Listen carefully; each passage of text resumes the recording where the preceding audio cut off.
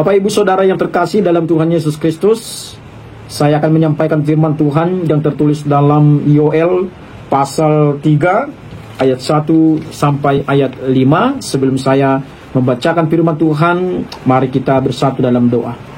Bapa Surgawi, terima kasih buat kebenaran firman-Mu yang akan Tuhan perdengarkan bagi kami pada saat ini. Urapi kami dengan kuasa Roh Kudus-Mu agar kami dapat mengerti akan kebenaran firman-Mu. Dalam nama anak-Mu Tuhan Yesus Kristus kami telah berdoa. Amin.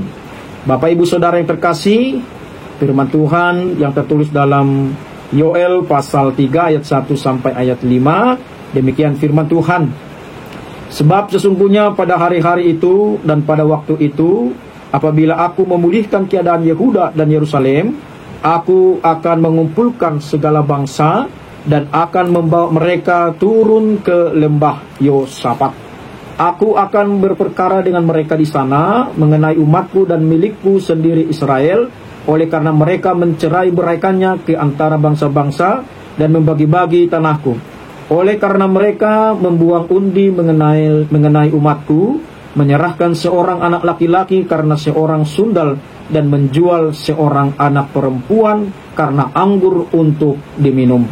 Lagi apakah sangkut pautmu dengan aku, hai Tirus dan Sidon dan seluruh wilayah Filistin? Apakah kamu ini hendak membalas perbuatanku apabila kamu melakukan dengan segera? Aku akan membalikkan perbuatanmu itu kepadamu sendiri. Oleh karena kamu telah mengambil perakku dan emasku dan telah membawa barang-barangku yang berharga, yang indah-indah ke tempat-tempat ibadahmu. Ya, demikian pembacaan firman Tuhan. Saudara yang terkasih dalam Tuhan Yesus Kristus, Yoel yang artinya Tuhan adalah Allah. Kitab Yoel termasuk kitab yang pendek di dalam Alkitab. Tetapi meskipun demikian, isi kitab Yoel sangat kaya dan dalam maknanya. Dengan pelajari kitab ini, kita akan melihat betapa luar biasanya hikmat Allah itu. Kitab Yoel mempunyai hubungan yang erat dengan kitab Wahyu. Tema besar kitab ini adalah Hari Tuhan yang besar dan mengagumkan. Yoel bertujuan menulis kitab ini untuk mengumpulkan umat di hadapan Tuhan dalam suatu perkumpulan raya yang kudus, untuk menasihati mereka agar bertobat dan dengan rendah hati kembali kepada Tuhan Allah, dengan berpuasa, menangis, berkabung dan bersyafaat, memohon kemurahan Allah dan mencatat firman nubuat Allah kepada umatnya pada saat mereka sungguh-sungguh bertobat. Kitab ini berisi nubuatan perjanjian lama yang paling terkemuka tentang pencurahan Roh Kudus atas seluruh umat manusia pada hari Pentakosta. Bapak Ibu yang terkasih, teks ini adalah yang berpusat pada hukuman Tuhan atas musuh-musuh Israel. Tuhan hendak memulihkan keadaan Yehuda dan Yerusalem, termasuk juga Israel, karena pada saat itu bangsa Israel dalam keadaan yang sangat menderita karena hukuman Tuhan. Kita masih ingat peristiwa bencana belalang yang sangat dahsyat dalam kitab Yoel pasal pertama. Ketika itu bangsa Israel sedang dihukum Tuhan, sehingga bangsa itu dalam keadaan yang sangat lemah. Dalam keadaan yang demikian, datanglah bangsa-bangsa di sekitarnya menyerang dan menguasai bangsa Israel. Pemulihan keadaan Israel oleh Tuhan dilaksanakan bersama dengan penghakiman atas bangsa-bangsa yang telah berbuat jahat kepada Israel. Kejahatan bangsa-bangsa itu adalah terutama memanfaatkan kesulitan dan kelemahan yang dialami bangsa Israel. Dalam teks ini ada beberapa kejahatan bangsa lain kepada bangsa Israel, yaitu mencerai beraikan umat Tuhan ke antara bangsa-bangsa dan membagi-bagi tanah Israel, menjual anak-anak Israel sebagai budak. Oleh karena orang Filistin membalaskan dendam, merampas emas perak dari bangsa Israel dan meletakkan di tempat ibadah mereka. Prinsip yang sama terlihat dalam bacaan kita hari ini. Istilah umatku, milikku, tanahku, perakku, emasku, barang-barangku menekankan bahwa Allah adalah pemilik Israel dan bahwa Israel berharga di mata Tuhan. Persoalannya bangsa-bangsa tetangga Israel telah mencemarkan barang-barang kudus Allah mereka telah menjual umat Allah dan merusaknya. Sesudah itu mereka membagi-bagikan tanah Allah. Ini kita bisa lihat dalam ayat 3 sampai ayat 5. Atas tindakan itulah Allah berperkara dengan mereka. Allah akan menghukum mereka setimpal dengan perbuatannya. Mereka akan dijual sama seperti mereka menjual milik Allah. Mereka akan menuai apa yang telah mereka tabur. Semua ini karena mereka telah mencelakakan milik Allah.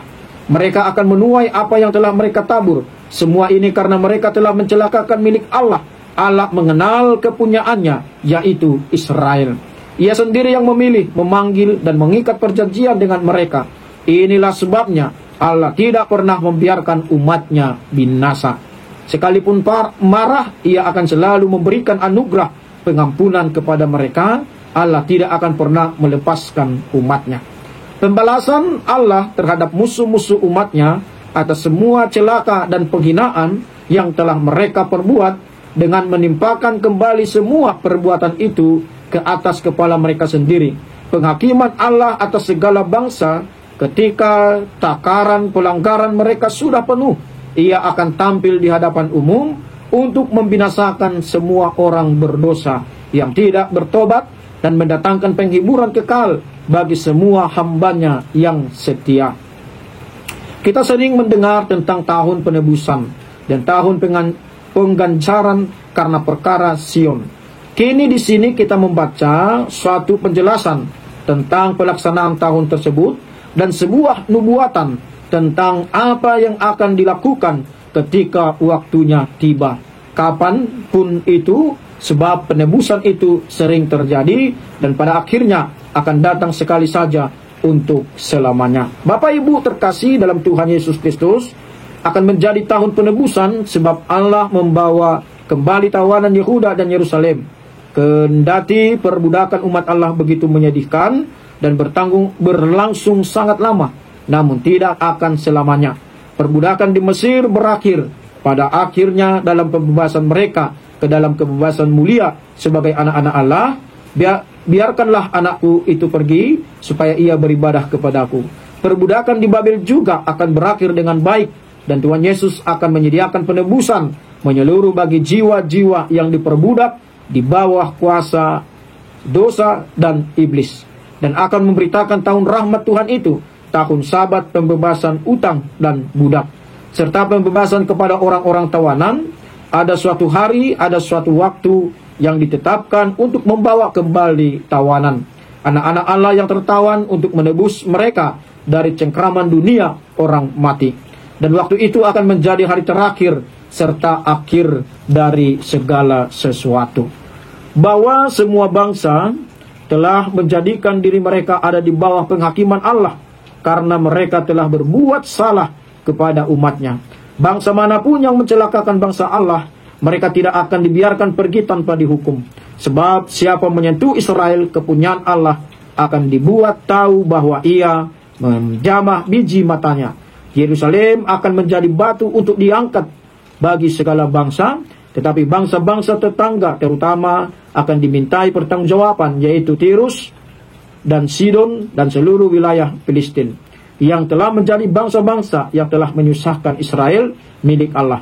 Oleh karena orang Filistin membalaskan dendam, merampas emas perak dari bangsa Israel dan meletakkan di tempat ibadah mereka. Atas tindakan itulah Allah berperkara dengan mereka. Allah akan menghukum mereka setimpal dengan perbuatannya. Mereka akan dijual sama seperti mereka menjual milik Allah. Mereka akan menuai apa yang telah mereka tabur. Semua ini karena mereka telah mencelakakan milik Allah. Allah mengenal kepunyaannya, yaitu Israel. Ia sendiri yang memilih, memanggil, dan mengikat perjanjian dengan mereka. Inilah sebabnya Allah tidak pernah membiarkan umatnya binasa. Sekalipun marah, Ia akan selalu memberikan anugerah pengampunan kepada mereka. Allah tidak akan pernah melepaskan umatnya. Dan inilah yang kita lihat, bahwa ternyata Allah tidak membiarkan bangsanya terus terjajah, terus dalam penderitaan, tapi Tuhan akan menjadi pembela bagi bangsanya dan memberkati mereka, dan yang memberikan yang terbaik, pemulihan di dalam kehidupan mereka. Bapak Ibu Saudara yang terkasih, yang menjadi perenungan bagi kita yang pertama, pemeliharaan yang disediakan Allah yang menyegarkan umatnya, memberi mereka keamanan dan keselamatan, sementara musuh-musuh mereka dijadikan sunyi sepi. Janji ini bukanlah tentang penafsiran pribadi semata, tetapi juga ditulis untuk pembelajaran bagi kita, supaya kita teguh berpegang pada pengharapan oleh ketekunan dan penghiburan dari kitab suci. Jadi saudara yang terkasih, benar Allah akan selalu menyertai kita, Allah akan selalu memelihara kita, Allah akan selalu memampukan kita menghadapi segala apapun yang terjadi dalam kehidupan kita. Dan Tuhan akan menolong kita, Tuhan akan menghibur kita dengan Roh Kudus-Nya yang akan memberikan penghiburan bagi kita, memberikan kekuatan bagi kita untuk menjalani kehidupan ini, untuk melawan segala tantangan cobaan daripada iblis, sehingga dengan Roh Kudus kita akan dikuatkan dan mengatakan tidak untuk segala sesuatu yang tidak berkenan di hadapan Tuhan. Maka mari saudara yang terkasih, ya, Tuhan tidak mengizinkan kita diperbudak oleh iblis, diperbudak oleh dosa, tapi Tuhan akan menguatkan kita, memberikan Roh Kudus-Nya untuk memampukan kita melawan iblis, melawan kuasa kegelapan, melawan dosa, sehingga kita benar-benar nyata kita adalah umat pilihan Allah yang hidup seturut dengan perintah Allah dan taat kepada aturan yang telah ditetapkan Tuhan bagi setiap orang yang mengaku dia adalah anak-anak Allah, dia adalah orang yang telah menerima anugerah keselamatan daripada Tuhan. Baru yang kedua, inilah kabar baik bagi kita. Kita diikat oleh perjanjian dengan Allah, kita dimiliki dan memiliki Allah. Allah akan menghukum semua pihak yang mengganggu atau yang ingin membinasakan kita. Seberapa besar pun usaha mereka, Allah akan menggagalkannya. Jadi jangan takut, sebab keselamatan kita ada di dalam Allah yang sangat mengenali kepunyaannya. Jadi yakinilah kita dimiliki dan memiliki Allah. Kita memiliki Allah dan kita adalah milik Allah. Maka saudara yang terkasih, ini adalah kabar sukacita, kabar baik bagi kita. Maka yakinlah Allah yang akan menjadi pembela kita. Maka sebagai anak-anak Allah tidak diizinkan untuk membalas, anak-anak Allah tidak diizinkan untuk balas dendam, tapi anak-anak Allah hanya tetap terus melakukan kebaikan, walaupun terkadang tidak direspon dengan kebaikan. Anak-anak Allah harus tetap hidup dalam damai sejahtera daripada Tuhan, dan anak-anak Allah harus yakin bahwa Allah akan menjadi pembela bagi mereka. Yakinlah tidak ada kuasa yang lain atau tiada kuasa yang mampu mengalahkan kita ketika kita berdiam di dalam kuasa Tuhan. Karena kuasa Tuhan yang menjamin, yang melindungi kita dari segala kuasa-kuasa yang lain. Maka sekali lagi, ya hiduplah dalam tuntunan Allah, hiduplah dalam roh Allah, sehingga roh Allah itulah yang selalu membimbing, menuntun kita untuk selalu berjalan di jalan Allah. Baru yang ketiga, Bapak Ibu Saudara yang terkasih, keseluruhan kitab Yoel mengingatkan kita tentang kesetiaan Allah kepada umatnya. Tidak pernah ada suatu bahaya apapun yang bisa menghancurkan umatnya, karena Allah ada di pihak mereka. Apa yang penting adalah bahwa umat Allah harus hidup dalam kekudusan karena kehadiran Allah yang kudus di tengah mereka. Seluruh janji tentang hari Tuhan tergenapi dalam apa yang telah dikerjakan oleh Tuhan Yesus dalam kedatangannya yang pertama ke dunia. Kemenangan puncak Allah atas semua musuhnya akan dinyatakan pada hari kedatangan Kristus yang kedua kali kelak. Jadi saudara yang terkasih, kita yakinlah Allah kita adalah Allah yang selalu setia, Allah yang selalu menyertai kita. Maka yakinlah Allah yang kita sembah di dunia ini, Allah itu jugalah yang akan kita sembah di dalam kekekalan nanti. Jadi ya, ketika di dunia kita hidup bersama dengan Allah, maka kelak pun kita pasti hidup bersama dengan Allah. Ketika kita hidup bersama dengan Allah di dunia yang sementara ini, demikian juga kita akan hidup bersama dengan Allah di dalam kekekalannya. Maka saudara yang terkasih, maka mari kita tunjukkanlah kesetiaan kita, iman percaya kita selama kita ada di dunia ini. Karena kekinian menentukan keakanan. Apa yang kita lakukan di dunia ini, itu juga menentukan bagaimana kita kelak ketika Allah datang, Yesus datang kedua kali. Maka saudara yang terkasih, mari tetaplah setia, taat kepada Tuhan, sama seperti Tuhan taat dan setia untuk selalu memberkati kita, untuk selalu menyertai kita, untuk selalu memberikan yang terbaik dalam kehidupan kita.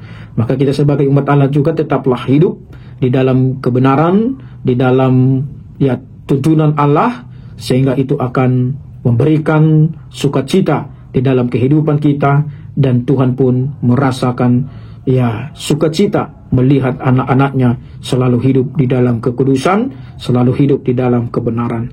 Maka inilah firman Tuhan bagi kita semua yang kita bisa renungkan melalui Yoel ini. Mari kita tetaplah hidup di dalam kebenaran firman Tuhan, seperti apa yang menjadi tujuan penulisan kitab ini, untuk mengumpulkan umat itu di hadapan Tuhan dan suatu perkumpulan raya yang kudus, untuk menasihati mereka agar bertobat dan dengan rendah hati kembali kepada Tuhan Allah dengan segala kekudusan, kemurnian iman mereka. Jadi inilah harapan firman Tuhan, agar kita tetap berada di dalam kumpulan orang yang melakukan kebenaran firman Tuhan. Maka saudara yang terkasih, seperti apa tema besar daripada kitab Yoel ini, yaitu hari Tuhan yang besar dan mengagumkan. Yakinilah suatu saat ada hari Tuhan yang besar dan mengagumkan, dan inilah yang kita nanti-nantikan, sehingga kita tetap taat setia kepada Tuhan, karena ada hari Tuhan yang besar, yang mengagumkan bagi orang yang percaya kepada Tuhan. Semoga Roh Allah, Roh Kudus menyertai kita untuk selalu hidup di jalan Tuhan. Terpujilah Tuhan. Shalom.